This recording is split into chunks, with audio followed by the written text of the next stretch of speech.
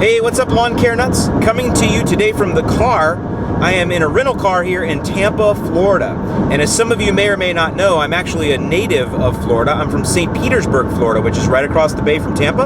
And so I am heading over to St. Petersburg after my business has been concluded here for the day. It's a Friday evening. I'm heading over to dip my toes in the sand, of course. And I'm actually gonna take you to relive where I first started my lawn care love, right? My first lawn care love area. I'm gonna show you some of the lawns that I mowed as a kid. And I'm also curious to see what these lawns look like because I used to mow these in the late 80s. So, show you where I'm at right now. I'm going up here on the Gandhi Bridge and I am heading right over there across the water to St. Petersburg. So, here's where I'm at. You can see how beautiful it is looking across the water there. Look at that. Beautiful area, look at that. Okay, so here it is. This looks nothing like when I lived here, but this is the house that I pretty much grew up in, and this is the first lawn that I ever started mowing. So now the house is like this pink purple color, and it wasn't that color when I lived here, it was tan. We didn't have that fence either. But we did plant these large oak trees, and in fact this one right here, right there, that one was one we planted when I was like 6 years old, and it was as tall as me, and my dad would always say, all right, we're gonna see every year if that tree can outgrow you or not. And obviously now it's way outgrown me. So, but I used to climb those trees. They're live oak trees, but you can see now there's almost no grass left, and that's because this lawn is being run on almost what's called a xeriscape, which is where there's so much shade that it's just kind of sand and dirt. So not a lot of lawn here. I'll take you around to the front now, and you'll be able to see that we used to have a full front yard with there was this oak tree here, which was planted when I was really small. Now it's huge, and there was another one, a big gigantic oak tree also. And then with this all here was all grass. Now it's all been turned into a driveway. So this is way different. All this here, this was all grass. Now it's all just cement. So, kind of sad that the very first lawn I ever started working on as a kid, the one at my house, is now almost none. So, kind of interesting, but that's the house I grew up in. Like I said, it used to be tan, and we didn't have all this stuff in the front. It was mostly lawn. And then right across here, I used to mow this lawn here. This is now also very sparse. Almost nothing here. This lawn used to be St. Augustine. By the way, my lawn over there was Bermuda grass, which wasn't ideal back in the 80s. I think now they have better improved Bermuda grass. So this lawn here, I used to mow this lawn. Not a lot. The lady that lived here, her name was Hannah Hampy, but she would have a lawn service, but every once in a while I would get to mow it, and now there's not much grass here. And then I'll take you up to a couple of the other lawns that I used to mow. Okay, so we're still on my same street, 23rd Avenue. We are now like 3 houses down.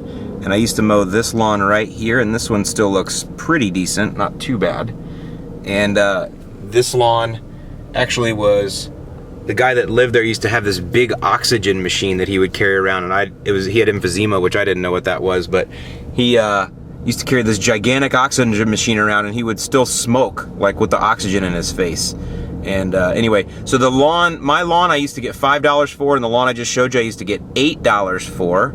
And then I also mowed this one on the corner right here, and this lady, her name was Jean, and I can't remember her husband's name, but they were really nice folks. And I used to mow this lawn right here on the corner, and it's a corner lot, and I used to get $8 for this one. And the thing about this lawn was they always wanted it mowed super low. They were New Yorkers. You know, most people that live in Florida are not from Florida, and so these people were from New York, and for some reason they always liked their lawn mowed super, super, super low, and I used to hate that. It would be all brown, and like dirt and sand would kick out and stuff, all kinds of crazy stuff. But used to mow that one for $8. That's a pretty big corner lawn, and I'd push mower that with a small 21-inch Honda. And then across the street, right over here, I'm gonna go across here. I used to get to mow this one every once in a while. This is where I would credit a lot of my lawn passion coming from. My buddy Neil Stevens grew up here. He was my best friend growing up, and this was his house. And his dad was a chiropractor, Doc Stevens, and he was a lawn nut, Doc Stevens was. Like, he totally loved lawn care. and he always wanted to keep his lawn like super nice. And so every once in a while when they would go on vacation, I would get to mow their lawn, and I used to love it because of how beautiful the lawn was. And actually it still looks even pretty good now. I don't think the Stevens live there anymore, but that was their house. And like I said, Doc Stevens was a total lawn care nut. And so my lawn never looked as good as his back home when I was a kid, but I always kind of admired his lawn. And like I said, I credit him with some of my current lawn care passion. This is a really cool tree right here. This is called a banyan tree, by the way. Look at how awesome that is. Pretty cool. So I'd mow this one just every once in a while when they're on vacation. He was very, very strict. He mowed his lawn super tall, like what we recommend. All right, so now we're going up the road a little bit further here. Let me back this back off. I don't want to make you guys dizzy. Going up the road a little further now. You have to realize when you're a neighborhood lawn kid, some of you guys know, you can't have lawns that are too far away from your house because you have to walk, right? And so it can take you a long time to walk up the street to get to your customer. But I did have this one customer up here. His name was Mr. Coaster. And I actually got his lawn by knocking on his door and just asking if he needed his lawn mowed.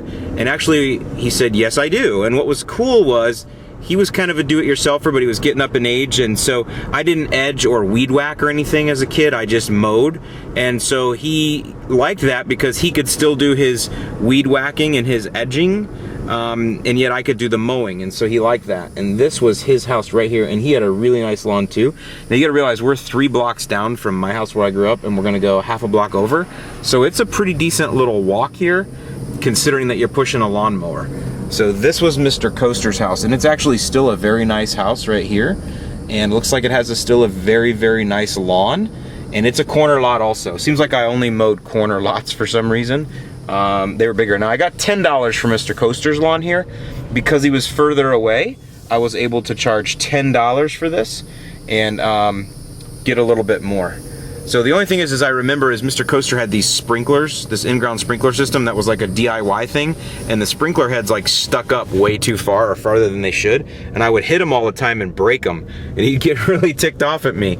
And I was like, dude, I always thought to myself, well, just why don't you install your sprinklers the right way? And he thought, why don't you just avoid my sprinklers? You've been mowing my lawn all these years, you should know where the heck the sprinkler heads are. So anyway, so those are the first few lawns that I had as a neighborhood lawn kid here in St. Petersburg, Florida.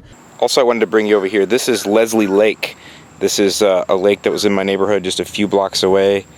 And this is beautiful. This hasn't changed a bit. This has always been a beautiful place. I figured I'd show you this too. These trees here, I don't know what they're called, but their bark is like kind of like paper, right? You can peel it. See, if you grab the bark here, you can peel the bark off. See, it's like paper. And so one thing we do when we were kids is we'd peel like a big piece of bark like this right here, right? And then you go find a bird feather, which I think there's one right here. Let me set this down. Right here. Right here. So you find a feather like this, and you stick the feather into the piece of bark that you pulled like this. And then you can launch it like a little boat.